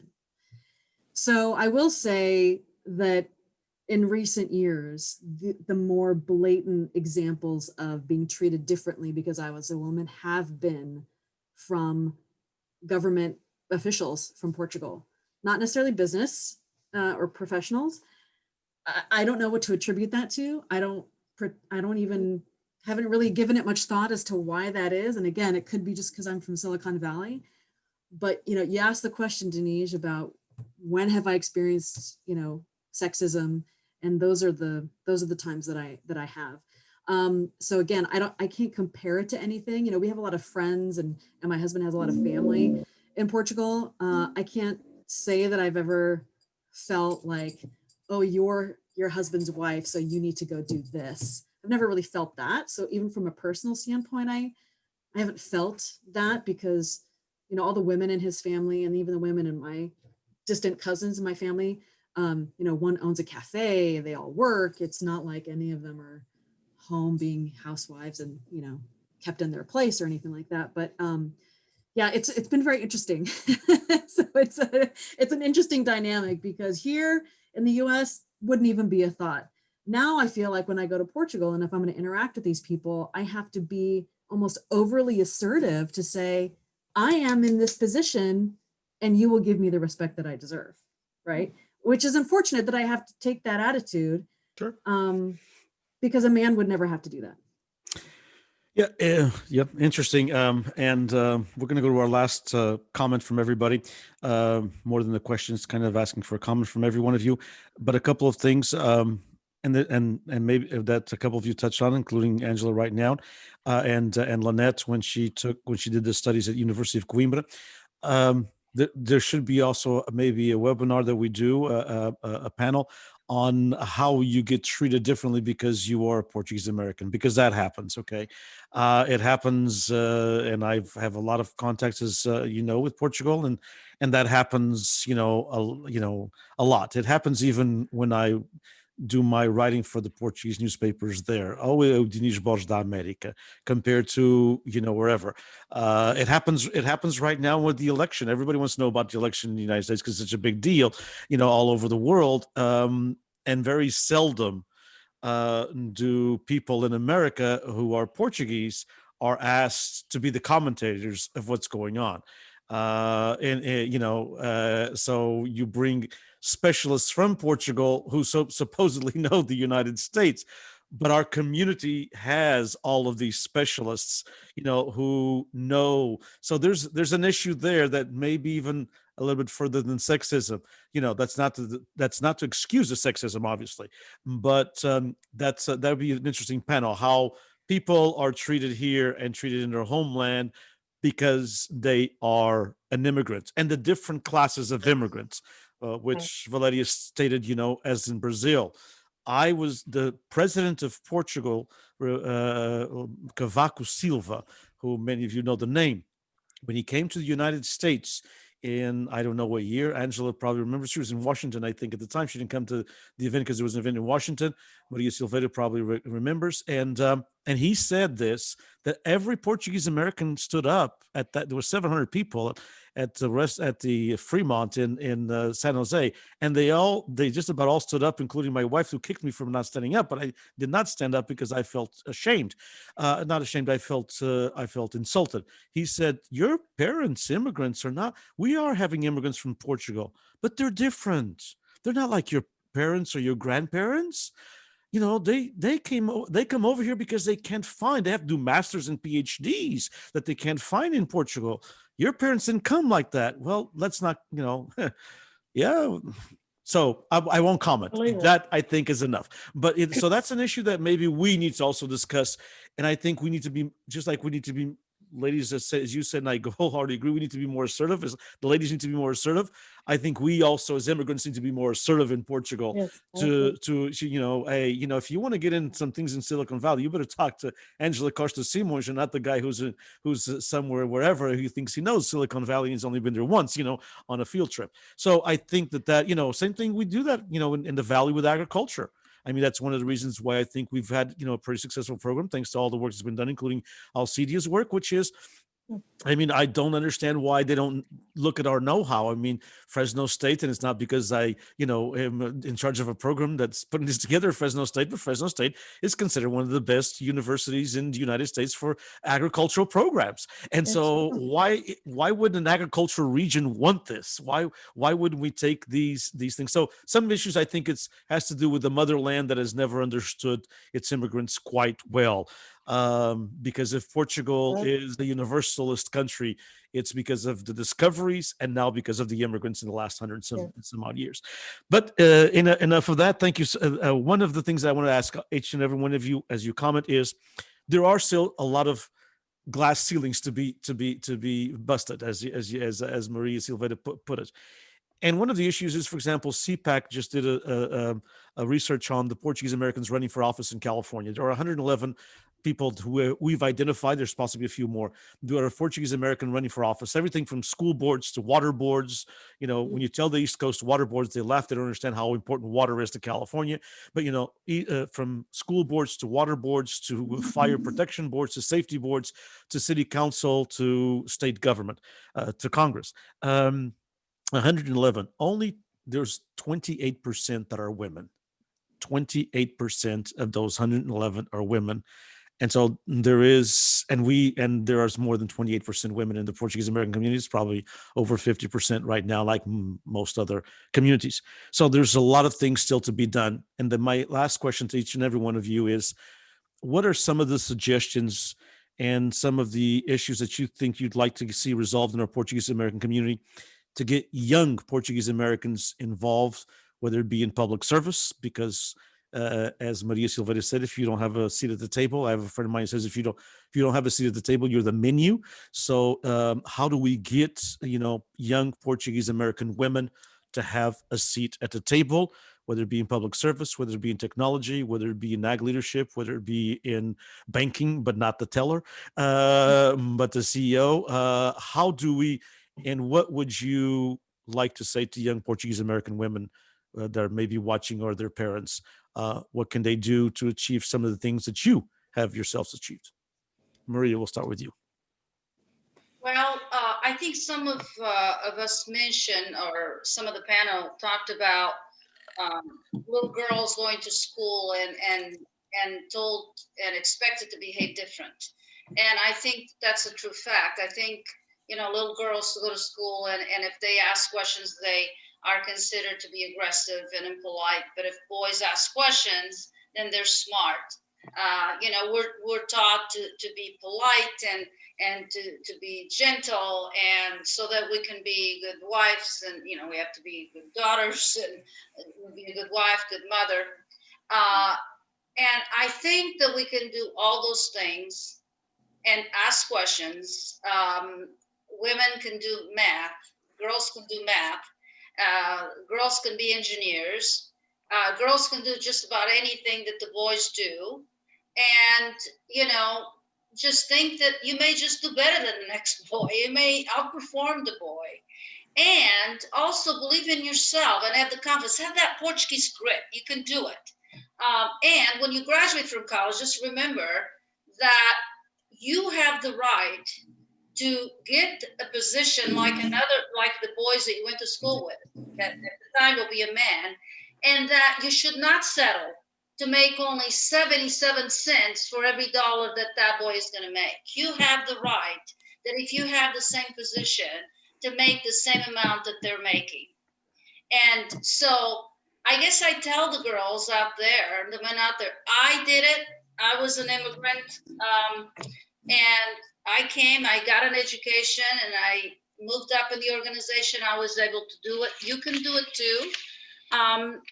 I think that just go for it. And going through that glass ceiling is not easy, but it is fun and it's very gratifying. And once you go through it and you get a seat at the table at the upper level, the sky is the limit. I think that you have to go for it. You can do it. Women are very, very capable, but you have to go for it. You believe in yourself and go for it. And don't accept if it's something that you don't believe, you think that perhaps you deserve more. You probably do, and demand it. And you'll be surprised that it'll happen. You can do it. Fantastic. Margaret. What Angela said something that I wanted to double back on, because it has to do with this, and that is being a life mentor. I think is the way I want to say that. It is that for those of us that have experienced sexism or experienced, even we'll call it oppression if you want, it's important to help others not live that way by having the conversations, by not taking it for granted that others are in their family, maybe not even knowing better, but aren't having the conversations. I think that's really what's going to help, is all of us being comfortable in going the extra step and being an example and being encouraging to young girls as they become young women, and women that immigrate over here that don't know their place as far as what they can do and not do. So, or not settle for.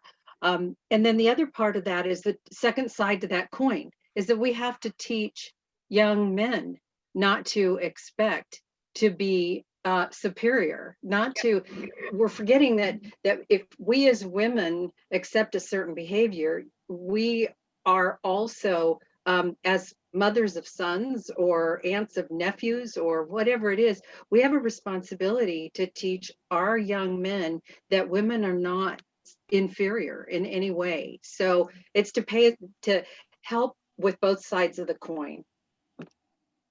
That may be a lousy metaphor. I don't know. No, I that's a can't. great metaphor. No, it's Okay. no, it's wonderful. And Marie Kelly, Yes, what would you tell all these young ladies out there? Don't wait in I the would car. tell Don't wait in the car for the husband in the festa. That's for sure, huh? no, that's sure.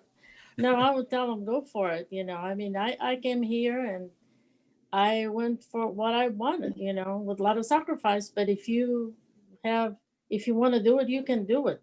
We just probably should try to talk to their parents also, to their mothers, because that's the problem there. A lot of the girls that want to go away, and the parents say no because you go too far away, you could get killed, this and that, and that's the problem. I think we should have like a seminar and invite parents to come and talk to them about education rather than just settling for a job in the dairy or a job in the office or a job in the bank. I know a lot of Portuguese girls that work at the bank right now. So some are in higher positions and some are not. But that's what we need to do. We need I know that I've always said it was the culture and the language that we had to develop, but now I see that we probably have to develop other different things, about us encouraging girls and young men also, because a lot of them don't make it to college, to pursue that. Indeed, and that's the Portuguese Beyond Borders Institute is here to help get those to Yeah. college and hopefully to Fresno State. Yeah. But any college, My niece went there. she's a smart Yeah, lady. she's a winemaker and Oh, school. that's music She's to the Alcidia's ears. the head Fantastic. winemaker there, and she got her degree at Fresno State. Fantastic. So Alcidia, besides being proud now that we have interesting a Portuguese American. Alcidia, a little bit about what would you tell some of our young ladies out there and their parents as well, like Marie Kelly said, to go for it. Well, education is transformational, and it's not just for the student, but it's for their families as well. And it's interesting because in the College of Agriculture, about 60% of the students are female, 40% are male. And in most of the student clubs, in their leadership positions, it's mostly women. The disconnect then becomes, after they graduate, they start their career, why is it only 28% that are still pursuing these other roles at the table? I think that's an interesting question, because at college, these girls are rock stars. They're at the table, they're getting things done. In fact, I think in looking at the attendees, I think we had the previous president of the Portuguese Club was listening. Jasmine's on, yes. Yeah. And so, what happens when they leave college that then they don't, is it that their life circumstances have changed? Are they now moms and they just don't have time? But that I didn't realize that it was that percentage on those various committees and boards. So I think our role is to be mentors, to have conversations with these young leaders, that it doesn't end with college. You take these skills back into your careers, back into your communities, and make those companies, make those communities better places with the skills that you bring to the table. Thank you, Alcidia. Linette, what would you tell these young ladies and their families as well?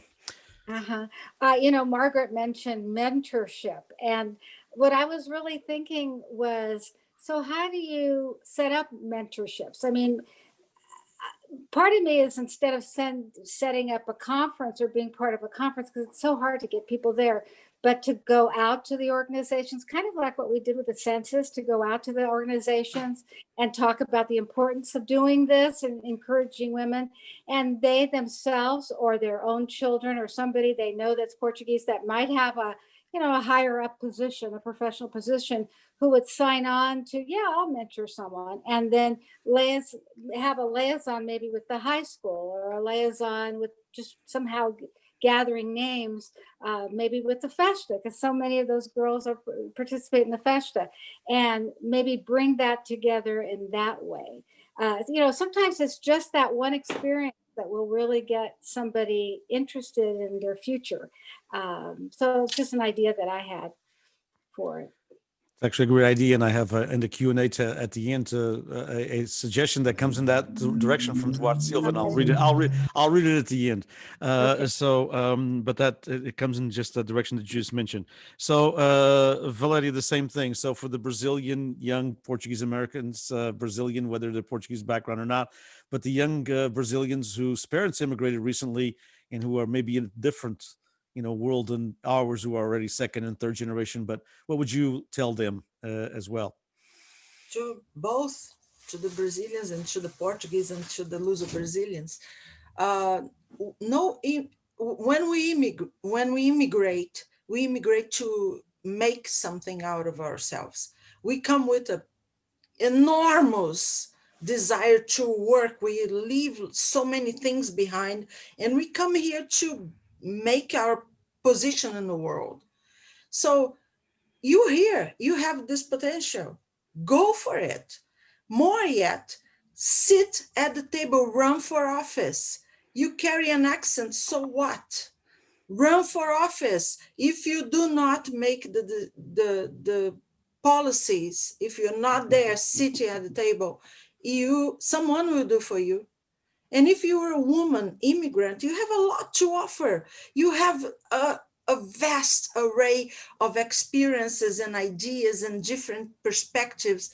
Is going to be so rich. So what? Nobody did that before. Go, it's your turn, you can do. You're totally able to do that. You're more equipped to do that than most people. You're an immigrant, come on. Okay, now that's a pep talk. That's a hard act to follow, but Angela, go ahead. So I'll tell you what I would like to see. I would, and this is a little bit piggybacking off of what Linette was saying, because I couldn't agree more. For the love of Christ, our organizations need to evolve. And where are our young people in our community? Where are their parents? They're at the fraternals, they're at the clubs, they're in the folklore. There's over, like 300 organizations in California alone in different capacities. And nothing is more frustrating to me than a wasted resource. So I'm going to single out Luso, for example. Luso has this convention every year with 1,000 people in attendance. It is a captive audience that is wasted, because every city that they go to, they could have a workshop on how to apply to that college, how to apply to schools. What are some professionals in that area that could come and talk to the students about what they do and how do you pursue a career in this profession? You have a captive audience of kids. You could have a workshop with 400 kids and pass on some valuable information to them that maybe they're paying half attention, but someone is going to pay attention and their life is going to be changed because of that workshop. So that is the most frustrating thing to me, is that yes, our culture is important. The festas are important. I love the festas. I grew up with them, but we have a responsibility, and we need to recognize that things have to change and we have to evolve and start cultivating and encouraging and nurturing our youth to take advantage of these opportunities, and invite people like this that are on the panel to go and speak to these groups, right? And just because you're a folklore group or a festa doesn't mean that you can't have something like this. Doesn't mean you can't have a special, dinner on a Friday night and invite all of your families, and we're going to have somebody come and talk about how to apply for college or something like that. It's not a hard thing. You'll find plenty of volunteers to do it. I'm sure anybody that's on this panel would go and do it. And if you have to do it virtually, even better, because you're going to get more people.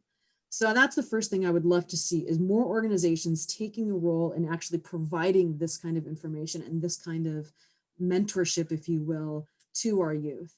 The second thing I'd like to see is a challenge to everybody that's watching this video. Share it with 10 people and tell them to share it with 10 people, and so on and so on. Because the only way that this kind of message gets out is when it's shared, and it's shared to the masses. Yes, it will help the 10 or 15 people that are watching on Zoom, and however, hopefully hundreds of thousands of people that will watch on Facebook. But really, it is our responsibility to push the information out there. And I can't, reiterate the message that Maria Silvera and others have given here, is that anybody can achieve whatever they want. You can do it. It will take hard work. It doesn't come easy, but you can do it. And if anybody tells you any different, then you don't need to be around that person. It might be a parent, it might be a family member. It doesn't mean you have to disown them, but don't let their words penetrate your brain. Okay, listen to the people who are going to encourage you, listen to the people who are going to lift you up. And if you don't have those kind of people in your life, contact one of us and we will be that person in your life. Fantastic. Thank you so much. I have a message here from Duarte Silva, who many of us know. And I think just about everybody here knows the name Duarte Silva. And he says, Denise, what a powerful panel of women leaders from different sectors of our society.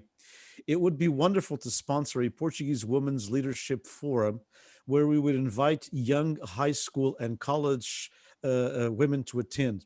This could be a series that is replicated in the different areas of California. We now have Portuguese women leaders such as the ones on this panel, in this panel, to be the role models for the Luso-American young women to advance Portuguese women issues in California and beyond. And the Portuguese Beyond Borders Institute would love to host this at Fresno State, whether it be virtual or not virtual. We are, and I know that California Portuguese-American Coalition, we have 3 people on the board here that are women, so I'm sure they would be more than happy to work as well. I agree totally with Angela. I don't know why some of the other organizations are not dedicating that to it, but we're not going to wait. If it's not going to happen, it's not going to happen. So let's just let's make that place that can be safe. It should be, I agree with all of you, obviously, that it is, why create another, organization? And this wouldn't be creating an organization, but there are venues already that could afford this, but they're not doing it. And hopefully this will help. But if it doesn't, we have, as Alcidia said, through the power of education and through, we have, people like Alcidia, like Ashley Fagundes, at Fresno State, an academic counselor, that can help. We have a lot of people at different levels at the university. We have the California Portuguese-American Coalition. We have all of you who are friends of PBBI and CPAC. And so I think we can do that for California. And obviously, it's something that PALCUS would obviously do at a national level as well. Lastly, if I could give a quick plug, Denise. For PALCUS, sure, do that. Well, if you attended one of our virtual conference events last week, we have launched a Portuguese-American Women's Empowerment Alliance. And so that is being developed now. Our website should be up fairly soon, but the entire purpose of the alliance is to empower Portuguese women, whether that's professionally, whether that's young Portuguese women who are looking for mentors, who are looking for some guidance. So keep an eye on the PALCUS website, sign up for our newsletter, and sign up for this Women's Alliance. And again, pass it on to young women that that this would help. So that's my point. Margaret, I think you wanted to say something, or no?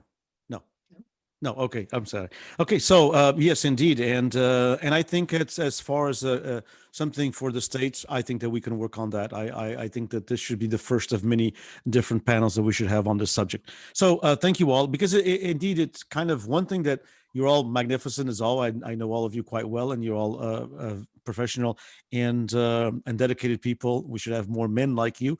One thing that of this whole 2 hours that we've been talking that really bothered me was what Maria Francia Silveira said. Don't get offended, Maria. No, I'm not. It's nothing what she said. It's this reality that she said in an organization that was started in 1978. That's 42 years ago. She's the only woman president.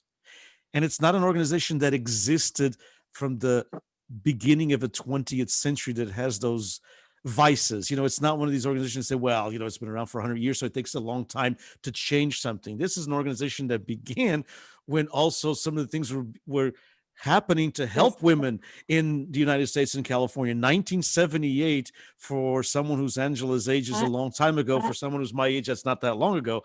And so, and from 1978, a young Portuguese-American organization, okay, and 42 years and only one woman president, that really bothers me, and nothing to do with the organization. It bothers me because that's probably replicated in a lot of different ways. I'm in the board there. I believe the reason is because a lot of people don't want to do it now. They don't want the work. It's too much work, this and that. So, they get asked, they say no. Yeah. But that's one of the reasons too. It's so I think that we are only going to change this, as Alcidia said, with education. I think it's the only way that we can change it. So let's start this mentorship programs that Linette mentioned. Let's take some of these ideas, and hopefully when someone else has this conversation 25 years from now, they will say, well, that conversation on a kind of cool October evening in the central San Joaquin Valley kind of changed this, that today the majority of the women in this organization are not only just one woman president from between 78 and 2020. It's hopefully 25 years from now, it'll be 20 or 25. Thank you all very much for your commitment. Thank you for spending 2 hours with us. I know that it was a lot, but I appreciate it. Take care.